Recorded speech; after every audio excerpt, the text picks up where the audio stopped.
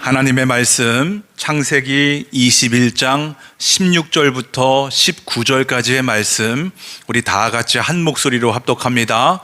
이르되 아이가 죽는 것을 참아 보지 못하겠다 하고 화살 한바탕 거리에 떨어져 마주 앉아 바라보며 소리내어 우니 하나님이 그 어린 아이의 소리를 들으셨으므로 하나님의 사자가 하늘에서부터 하갈을 불러 이르시되 하갈아 무슨 일이냐, 두려워하지 말라. 하나님이 저기 있는 아이의 소리를 들으셨나니 일어나 아이를 일으켜 내 손으로 붙들라. 그가 큰 민족을 이루게 하리라 하시니라. 일어나 아이를 일으켜 내 손으로 붙들라. 그가 큰 민족을 이루게 하리라 하시니라.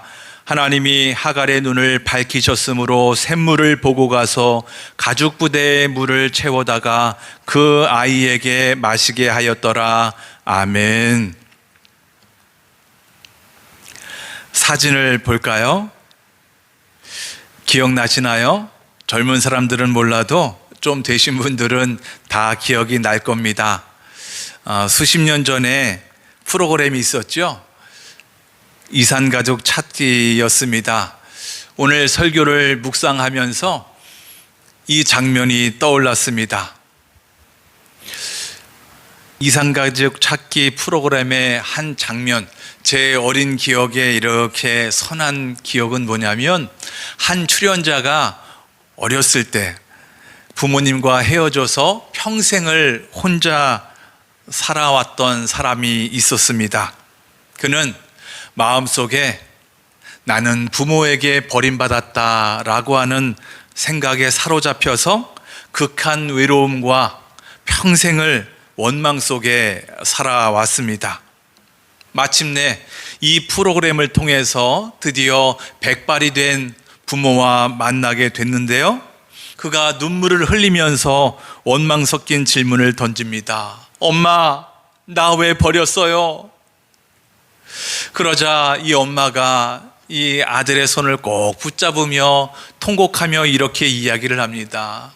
아들아, 나는 너를 버린 적이 없어. 손을 놓친 거야. 너를 한순간도 지금까지 잊어본 적이 없어. 너를 얼마나 찾았는지 모른다. 그는 평생 자신이 버림받았다고 믿으며 살아왔습니다. 그러나 진실은 달랐습니다. 버려진 것이 아니라 그렇게 느끼고 있었던 거죠. 마찬가지입니다. 우리도 인생을 살아가다 보면 나도 모르게 이런 코너에 몰릴 때가 있습니다. 어떨 때는 비참하기도 하고요, 절망감을 느끼기도 합니다. 믿었던 관계가 깨질 수가 있어요. 가장 안전해야 할 가정에서조차 갈등이 생기거나 버림받았다고 느낄 때도 있을 겁니다. 혹여나 경제적으로 나는 이제 마지막 바닥이야, 이제 더 이상 내려갈 곳은 없어 라고 느낄 때도 분명 있을 겁니다. 그럴 때가 되면 우리도 어느새 나도 모르게 이런 생각 속에 휩싸이게 됩니다. 하나님이 나를 버리셨어. 내가 이 세상에서 어떻게 살아갈까? 나 혼자만 남겨졌어. 여러분, 오늘 우리가 이 본문을 읽었습니다. 오늘 본문은 바로 버려짐의 한복판에 서 있었던 한 엄마와 그의 아들 이야기입니다. 우리가 너무나도 잘 알고 있었죠? 아브라함의 가정 안에서 일어난 시기와 갈등으로 인해서 이 하갈이라고 하는 여종, 그리고 그의 아들 이스마엘이 광야로 쫓기게 되잖아요. 사진을 보여드릴까요? 바로 브엘세바 광야로 일컬어지는 이곳, 참 척박한 땅이죠. 이곳에 이 하갈과 이스마엘은 떡과 물 한 가죽 부대만을 가지고 이곳에 쫓겨나게 된 거예요. 가족과 세상으로부터 완벽하게 버림을 받았어요. 그리고 인간이 그렇게도 철실하게 의지했던 이 마지막 미천, 떡과 물 한 가죽 부대, 이것마저 다 떨어지게 된 거죠. 하갈은 자녀가 죽어가는 것을 참아 볼 수가 없어서 그 자리에 털썩 주저앉아서 대성통곡을 하게 됩니다. 더 이상은 희망이 없다는 절망의 통곡이라고 말할 수 있습니다. 이젠 정말 끝이라고 하는 겁니다. 과연 이 엄마와 아들의 운명은 어떻게 되는 겁니까? 이렇게 광야 한복판에서 비참하게 죽게 되는 걸까요? 우리가 이 본문을 대할 때마다 이 하갈의 상황이 남 얘기하는 것 같지가 않습니다. 왜냐하면 우리도 인생을 살다 보면 이런 코너에 몰릴 때가 있기 때문입니다. 아니, 어쩌면 지금 어떤 누구는 이런 절망에 빠져 있을지도 모르겠습니다. 여러분에게 묻겠습니다. 그럴 때마다 여러분은 어떻게 반응을 하십니까?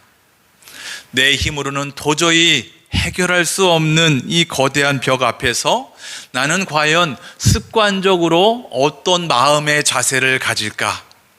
나는 반복적으로 어떤 말을 할까? 어떤 행동을 할까? 여러분, 지나간 인생을 되돌아보면서 이런 어려움에 처했을 때 내가 무심코 반복했던 이런 마음가짐과 말과 행동을 살펴보기를 원합니다. 오늘 우리가 이 본문을 살펴보기 전에 설교의 결론을 먼저 우리가 믿음으로 고백하고 시작하길 원합니다. 우리 다 함께 두 손을 불끈 쥐고 고백해 보겠습니다. 시작. 위기의 순간 하나님이 찾아오신다. 하나님은 우리를 절대 버리지 않으신다. 아멘. 위기의 순간 하나님은 찾아오세요. 하나님은 절대 우리를 버리지 않습니다. 우리가 오늘 본문을 통해서 우리 삶의 위기의 순간에 과연 하나님께서 어떻게 역사를 이루어 가시는지를 우리가 비장한 마음으로, 절박한 심정으로 살펴보기를 원합니다. 우리 한번 생각해 볼까요? 우리가 방금 이렇게 고백했지요. 하나님은 내 위기의 순간에 찾아오십니다. 반드시 나를 찾아오셔서 나를 버리지 않습니다라고 우리가 믿음으로 고백하지 않았습니까? 근데 막상 내 삶에 이런 삶의 위기가 오면 우리는 사실 섭섭한 마음이, 섭섭한 감정이 먼저 오게 되어 있습니다. 때로는 원망이 터져 나오지 않습니까? 하나님, 왜 나에게 이런 고통을 허락하시는 겁니까? 왜 하나님은 내가 이렇게 부르짖음에도 불구하고 침묵하십니까? 여러분, 이렇게 고백하는 것이 솔직한 우리의 마음일 거예요. 또 특히나 오늘 본문 속에 이 하갈의 이 상황은 더욱더 이해가 되지 않습니다. 보세요. 이 여종의 아들 이스마엘이 본처의 아들 이삭을 놀렸다는 이유 하나만으로 이 본처, 이 사라가 화를 내면서 아브라함에게 요구하잖아요. 당장 이 여종과 아들을 내쫓으라고요. 여러분, 이 말을 들은 이 아브라함이 얼마나 당황했을까요? 근심하지 않을 수가 없는 거죠. 비록 여종이었어도 그 아들은 내 피부치, 내가 낳은 아들이잖아요. 내 피부치잖아요. 여러분, 여기서 더 황당한 것은 이것을 들은 하나님이 아브라함에게 이렇게 이야기를 하시는데요, 너무나도 어이없는 황당한 답을 주십니다. 그 말씀이 12절입니다. 우리 세 번역으로 읽어보겠습니다. 시작. 하나님이 그에게 말씀하셨다. 그 아들과 그 어머니인 여종의 일로 너무 걱정하지 말아라. 이삭에게서 태어나는 사람이 너의 씨가 될 것이니 사라가 너에게 말한 대로 다 들어줘라. 아멘. 아브라함아, 그렇게 걱정할 필요가 없다. 그저 너는 네 아내 사라가 말한 대로 그대로 들어주면 되는 거야. 참 이해되지 않습니다. 어찌 하나님이 이렇게 냉정하실 수가 있단 말입니까? 어찌 우리 하나님은 사랑의 하나님인데 이렇게 약하디 약한 여종과 이 이스마엘을 내쫓으라 이야기할 수 있단 말입니까? 왜 선하신 하나님은 이렇게 이기적인 사라의 행동을 그대로 받아주실까? 도대체 이해가 되지 않습니다. 하지만 여러분, 우리가 좀 더 이 말씀을, 성경을 깊이 들어가 보면 과연 하나님이 이 사라의 이기적인 행동을 동조하거나 옳다고 하신 것이 아님을 알게 됩니다. 지금 내가 버림받았다고 느끼는 바로 그때 하나님은 나를 버리신 것이 아니라 내가 의지하던 내 인간의 울타리를 허무심으로 말미암아 오직 하나님만 의지하게 하도록 이끄시는 거예요. 그러니까 아브라함의 장막을 의지하는 것이 아니라 하나님의 은혜로만 살게 하려는 하나님의 의도였다는 겁니다. 여러분 한번 생각해 볼까요? 과연 그 종의 아들 이스마엘이 계속해서 아버지 아브라함의 장막 안에 계속해서 머물렀다면 어떤 일이 벌어졌을까요? 어떻게 됐을까요? 그는 평생 쟤는 종의 아들이야, 서자야 라고 하는 이 눈치를 보면서 한계에 갇혀서 살아갈 수밖에 없었을 겁니다. 근데 우리가 잘 아는 것처럼 이 일을 통해서 하나님은 이 하갈이, 이스마엘이 그 인간의 울타리가 아니라 하나님의 은혜로만 살게 하시려고 하는 그런 하나님의 이끄심, 하나님의 섭리라고 이야기할 수 있습니다. 여러분 오늘 본문을 볼까요? 우리가 도저히 이해할 수 없는 이 비극의 현장입니다. 우리가 도대체 왜 이런 말씀을 하시는 걸까라고 우리 하나님에 대해서 참 물음표를 많이 달 수밖에 없는 상황인데, 바로 그 순간에 하나님은 놀라운 반전의 역사를 일으키십니다. 바로 17절 상반절 이렇게 말씀합니다. 하나님이 그 어린아이의 소리를 들으셨으므로, 하나님이 그 어린아이의 소리를 들으셨다. 생각해 보세요. 하나님 앞에서 울부짖으며 기도한 사람은 하갈입니다. 근데 성경은 이야기해요. 하나님이 들으신 소리는 누구의 소리예요? 그 어린 아이, 그 어린 아들의 울부짖는 소리를 들으셨다고 기록하고 있습니다. 새 번역에서는 그 아이의 울음소리를 들으셨다고 말씀하고 있습니다. 여러분 나이를 계산해 보면 대략 이 이스마엘 아들의 나이는 16살, 17살쯤 되는 사춘기 소년이었습니다. 그러니까 이 사춘기 아들이 광야에서 목말라 쓰러져서 신음하고 있는 거예요. 오늘 내일 하고 있는 것이죠. 그 소년이 신음할 때 그의 이름의 뜻 그대로 역사가 나타나는 거예요. 하나님이 그대로 역사해 주시는 것이죠. 이스마엘, 무슨 뜻이죠? 하나님이 들으셨다. 하나님이 들으신다. 보세요. 이 사람들은 철저히 버림을 받았습니다. 아무도 없는 광야의 한복판이었습니다.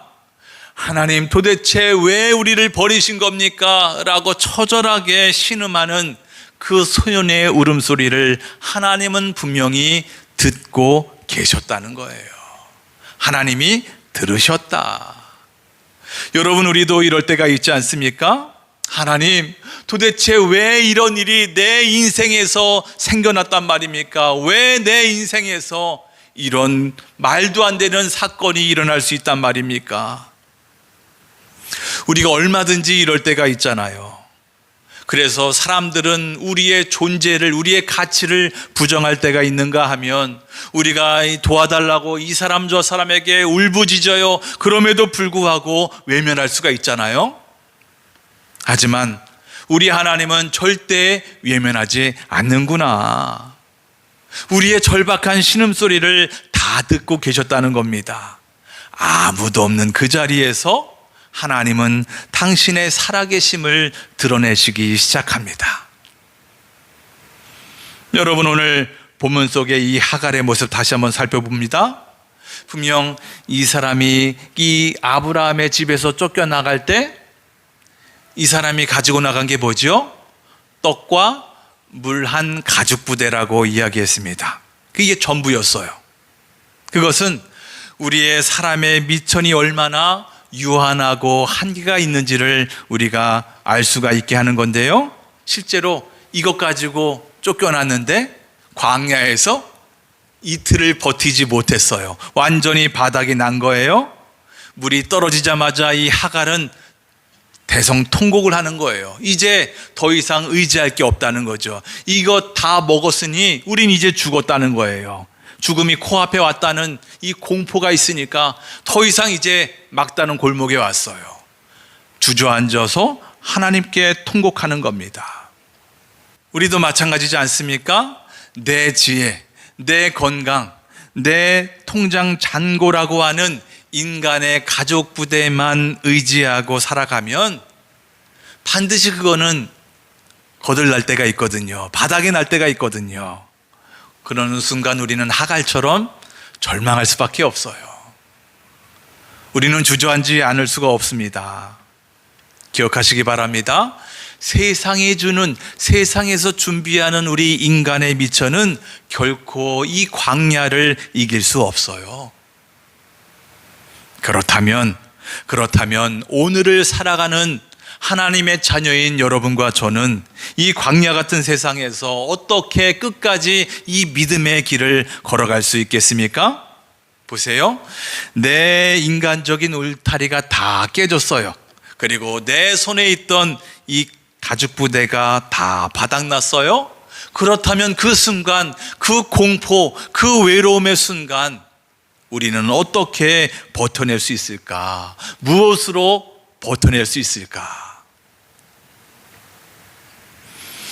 오늘 말씀과 짝이 되는 신약의 말씀이 로마서 6장인데요. 거기에서 분명한 해답을 우리에게 가르쳐주고 있습니다. 무엇이겠습니까? 정답은 바로 예수 그리스도와의 연합. 예수 그리스도의 연합만이 우리가 끝까지 이 광야 같은 이 세상에서 믿음의 길을 걸어갈 수 있다 우리에게 말씀하고 있습니다. 로마서 6장 4절 상반절과 5절을 우리 세 번역으로 읽어보겠습니다. 다 같이 시작. 그러므로 우리는 세례를 통하여 그의 죽으심과 연합함으로써 그와 함께 묻혔던 것입니다. 우리가 그의 죽으심과 같은 죽음을 죽어서 그와 연합하는 사람이 되었으면 우리는 부활에 있어서도 또한 그와 연합하는 사람이 될 것입니다. 아멘. 여러분, 이게 무슨 말씀이죠? 우리가 세례를 통해서 예수님과 한 몸이 되었다는 거예요. 하나로 묶여졌다, 연합되었다는 겁니다. 우리가 예수님을 믿으면 그 예수님을 믿음이라고 하는 그 의미가 뭐냐? 예수님의 그 십자가에 같이 죽었다는 거예요. 그리고 예수님이 부활하실 때 우리도 같이 살아났다, 다시 생명을 얻게 되었다는 겁니다. 여러분, 이게 좀 이해가 됩니까? 왜 이 주님과 연합이 이 절망의 길, 이 광야에서 이길 수 있는 힘이 될 수 있단 말입니까? 우리가 잘 생각해 보면 답이 나옵니다. 세상은 우리를 얼마든지 거절할 수 있어요. 평가절하할 수 있습니다. 우리의 상황, 우리의 형편을 보면서 얼마든지 평가할 수 있어요. 가장 가까운 가족조차도 얼마든지 우리를 광야로 내몰 수 있어요. 여러분, 이것이 오늘 우리가 살아가는 이 세상의 우리 삶의 현실입니다. 그러나 내 안에 계신 주님은 나를 절대 잊지 않으신다, 버리지 않으신다는 거예요. 왜요? 왜 우리를 버리지 않죠? 이미 우리는 예수 믿음과 동시에 하나님과 하나 되었기 때문인 거예요. 연합되었기 때문인 거예요. 이미 연합되어서 하나가 되었기 때문에 절대 분리할 수가 없다는 겁니다. 그러니까 우리가 주님을 믿음으로 말미암아 얻게 된 이 생명, 주님을 믿음으로 말미암아 내가 하나님의 자녀입니다 라고 하는 이 신분은 세상 그 어떤 누구도 빼앗을 수 없다는 겁니다. 영원히 존재한다. 나는 누가 뭐래도 하나님의 자녀고 누가 뭐래도 예수 부활 생명을 가지고 있는 하나님의 자녀다. 여러분 기억하시기를 바랍니다. 예수님과 그리스도와 연합된 성도는 내 미천이, 내 인간이 준비한 미천이 떨어졌다고 해도 망하지 않습니다.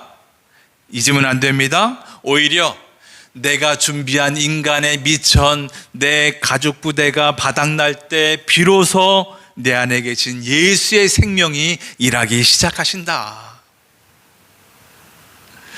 세상이 나를 버린 것 같아요. 버림을 내가 당한 것 같아요. 얼마든지 그런 생각, 그런 감정이 들 때가 있습니다.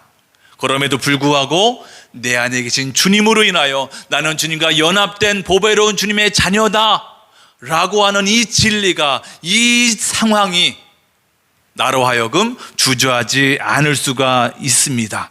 내가 망하지 않는 겁니다. 이 확신 때문에 나는 다시 일어설 수 있는 겁니다. 그러므로 우리가 이 거친 광야를 마주할 때마다 내 이 손에 있었던 이 빈 가죽 부대를 보며 절망할 필요가 없는 겁니다. 내가 이것을 의지할 때가 분명히 있을 거예요. 내 자녀를 의지하고, 돈을 의지하고, 내 직업을 의지하고, 내 집을 의지하고, 내 부모를 의지할 수 있어요. 그러나 그 가죽 부대는 언젠간 빈털터리가 될 때가 있단 말입니다. 그럴 때마다 우리가 절망하지 않아도 된다. 왜? 내 안에 주님 계시고 내가 주님과 철삭같이 달라붙어서 절대 갈라질 수가 없다고요. 분리될 수가 없기 때문입니다. 내 안에 계신 주님이 영원히 나와 함께 하시기 때문입니다. 하나로 연합되었으니까 절대 떨어질 수가 없어요. 내 안에 계신 주님이 지금도 내 삶을 역사하시고 인도하시니 우리의 인생, 하나님의 자녀로서의 그 인생 앞에서는 절대 절망이 있을 수 없다. 오히려 소망밖에 없다. 소망뿐이다 라고 말씀하고 있는 겁니다. 본문을 계속해서 볼까요? 세상과 가족에게 버림받아서 절망할 수 있어요. 그래서 이 아들은 대성통곡했어요. 근데 이 대성통곡하는 이 소리를 들으신 하나님이 이제 드디어 하갈에게 말씀하기 시작합니다. 그 말씀이 18절입니다. 다 같이 읽어보겠습니다. 시작. 일어나 아이를 일으켜 내 손으로 붙들라. 그가 큰 민족을 이루게 하리라 하시니라. 아멘. 사랑하는 하갈아, 이제 그만 울어라. 이제 그만 울고 일어나봐. 그리고 아들을 붙들고 일어서라. 내가 네 아들 말이야. 이 아들 절대 죽게 내버려 두지 않을 거야. 내가 이 아들 통해서 큰 민족을 이룰 거야 라고 우리 하나님이 철석같이 약속해 주십니다. 분명한 하나님의 약속이 임했어요. 그리고 19절을 보세요. 아주 놀라운 대반전의 역사가 일어나는데요. 우리 다 같이 읽어볼까요? 시작. 하나님이 하갈의 눈을 밝히셨으므로 샘물을 보고 가서 가죽 부대에 물을 채워다가 그 아이에게 마시게 하였더라. 아멘. 여러분, 이 말씀을 유심히 잘 보시기를 바랍니다. 어떠세요? 하나님은 하갈이 울부짖으니까 그제서야 이 메말랐던 사막에 우물을 파신 게 아니에요. 갑자기 비가 내리게 하신 게 아니었습니다. 사막에, 이 광야의 샘물이 처음부터 이미 그 자리에 있었다. 여러분, 이게 중요합니다. 그 샘물이 갑자기 생긴 게 아니에요. 갑자기 비를 내리신 게 아니에요. 이미 그 자리에 있었다. 그러면 왜 하갈은 이 샘물을 보지 못했을까요? 여러분, 우리가 이런 상황을 삶 속에서 자주 경험합니다. 자주 경험해요. 내가 세상으로부터 소외됐다. 가족으로부터 버림받았다라고 하는 그 소외감, 그 고립감 뿐만 아니죠. 내가 의지했던 떡이 떨어졌다, 물 가죽부대가 완전히 바닥났다라고 하는 그 절망감, 그 불안에 휩싸인 거예요. 사람이 이런 마음, 불안함, 두려움, 걱정, 근심에 휩싸이게 되면 우리의 눈이 제정신이 아니에요. 안 보여요. 하나님의 역사를 살펴볼 수가 없어요. 우리 사람이 이렇게 연약합니다. 그래서 하나님이 그 하갈의 눈을 드디어 밝혀주시니까 그제야 샘물이 보이게 된 겁니다. 인간의 울타리가 완전히 무너지니까요, 비로소 하나님의 샘물이 보이기 시작한 겁니다. 성경은 이후의 삶을 이렇게 증언하고 있는데요, 20절 상반절입니다. 우리 마지막으로 다 같이 읽어보겠습니다. 시작. 하나님이 그 소년과 함께 계심에 그가 장성하여 광야에서 거주하며. 아멘. 여러분, 우리는 이미 다 알고 있습니다. 사실 이 이스마엘은 약속의 자녀, 믿음의 줄기의 자녀가 아니잖아요. 그렇죠? 이삭의 줄기가 하나님의 자녀, 약속의 자녀이지 않습니까? 그러면 어쩌면 성경에서는 계속 하나님의 약속의 줄기, 약속의 자손을 계속해서 말씀하고 있는데, 그러면 주인공이 아니에요. 조연이에요. 그죠? 이 이스마엘은 분명 조연이란 말이에요. 근데 이 말씀 뭐라 그래요? 하나님이 그 소년과 함께 계심에 그가 장성하여 광야에서 거주했다. 아, 하나님은 이 약속의 자녀가 아닌 이 소년이 어려서부터 장성하여 살아갈 동안, 그때까지 하나님은 그 모든 세월 동안 단 한순간도 그의 손을 놓치지 않았구나. 계속해서 하나님이 그와 함께 계셨고, 그의 필요를 공급하셨고, 그의 생명을 연장시켜 주셨으며, 마침내 때가 되니까 이 사람으로 하여금 큰 민족을 이루셨구나. 아, 이 약속의 자녀가 아닌 이 사람도 끝까지 하나님이 버리지 않고 인도하셨고, 또 약속을 끝까지 지키셨다 라고 하는 것을 우리가 깨닫게 됩니다. 여러분, 우리가 설교를 처음 시작하면서 믿음으로 고백한 말씀 기억나요? 기억납니까? 위기의 순간에 하나님은 찾아오십니다. 하나님은 절대 나를 버리지 않습니다. 여러분, 지금 어떤 삶의 모습으로 살아가고 있습니까? 혹여나 오늘 말씀처럼 그 어느 때보다 힘겨운 그 상황을 지나가고 있습니까? 이렇게 내 인생에 메마른 적은 없었다, 마르디 마른 광야의 길을 걷고 있습니까? 믿었던 관계가 깨질 수 있어요. 내 통장 잔고가 바짝 마를 수 있습니다. 가족 간의 갈등으로 완전히 마음이 찢어져서 내가 버림받았다라고 그렇게 오해할 때도 분명히 있을 겁니다. 그럼에도 오늘 말씀을 기억하시길 바랍니다. 비록 내 인간이 준비한, 인간에게 허락된, 세상에서 준 이 가죽부대가 바닥날지라도 내 안에 계신 주님, 나와 연합하시는 주님은 나를 절대 버리지 않고 떠나지 않으신다. 영원토록 함께 하신다.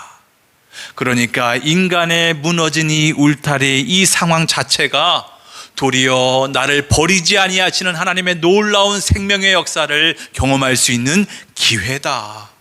얼마든지 우리가 이렇게 이야기할 수 있습니다. 여러분, 혹시나 어떤 이유 때문에 불안해요? 속상해요? 아파요? 실질적인 팩트가 내 자리가 정말 그래요? 메마른 자리예요? 하나님의 놀라운 음성을 들을 수 있는 기회입니다. 하나님의 섭리가 확연히 드러날 놀라운 기적의 자리가 될 수 있음을 기억하시기를 바랍니다. 내 떨어진 가죽 부대만을 보면서 괴로워하는 것이 아니에요. 나는 버려졌구나 라고 하는 그 마음 때문에, 그 감정 때문에 내가 불안하거나 고립감에 갇혀서 난 이제 죽어야겠다. 여러분, 그것이 더 이상 아닙니다. 오히려 하나님의 놀라운 역사, 놀라운 섭리를, 놀라운 음성을 들을 차례입니다. 그러므로 지금 내 삶에 펼쳐진 이 인생의 광야가 메마른 죽음의 땅이 아니라 오히려 나와 함께 하시고 나를 역사하시는 하나님의 신실하심을 경험하는 놀라운 영광의 자리입니다. 그 놀라운 영광의 자리가 속히 펼쳐지는 여러분과 저의 삶이 되길 주의 이름으로 축복합니다.